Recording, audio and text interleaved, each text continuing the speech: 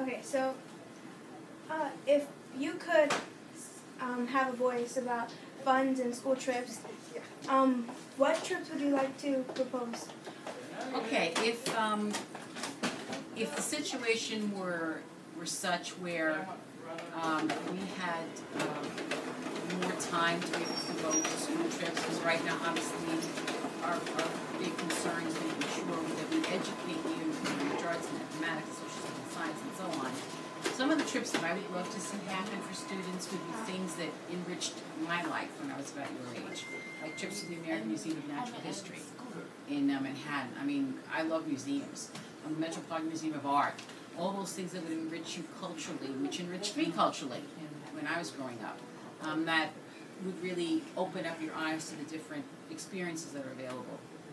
Okay, so from what you just said, so you think that school trips should be based on educational value and things that would enrich your cultural knowledge?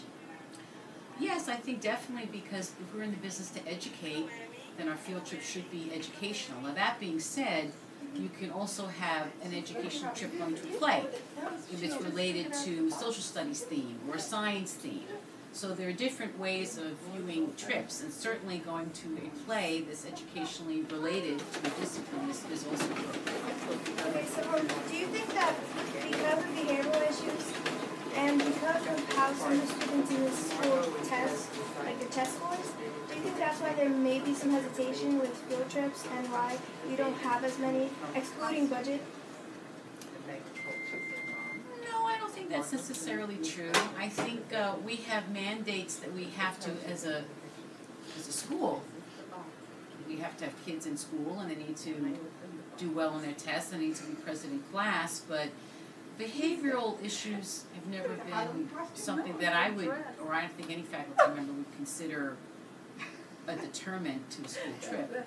I don't think so, no. Okay. And this is the last one. Out of all school trips that have been approved, which school trip do you find the most successful in either educational value or character development? Well, there's some school trips actually that really have cost no money that I have found that have been really worthwhile. Some of our students have been doing volunteer work at nursing homes, and that's considered a school trip. Or they've gone to an elementary school and read to the children. That's also considered a school trip.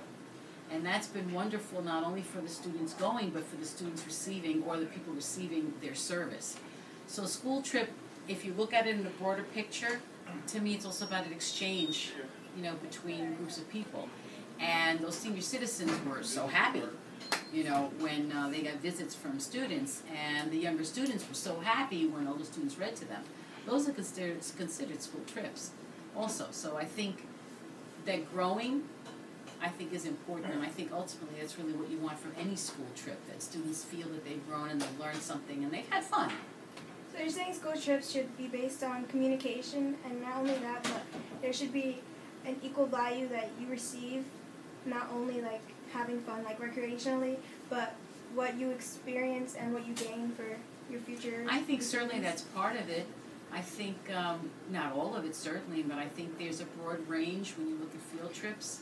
I mean, it's different as students get older as opposed to when, students are little. I mean, the babies, they go into the back of the elementary school and they pick pumpkins, they go to a pumpkin patch. I mean, there's a science lesson involved in that. They're young, As you get older, whatever field trips you participate in should be appropriate for your age level. I don't think anyone would, really get happy going to a pumpkin patch, although I'm sure you'd have a good time with the fresh air. But your trips, whatever one that you do participate in, should be much more sophisticated and appropriate for your age level. Okay. Thank you for telling Dr. Morgan. You're welcome. You're welcome.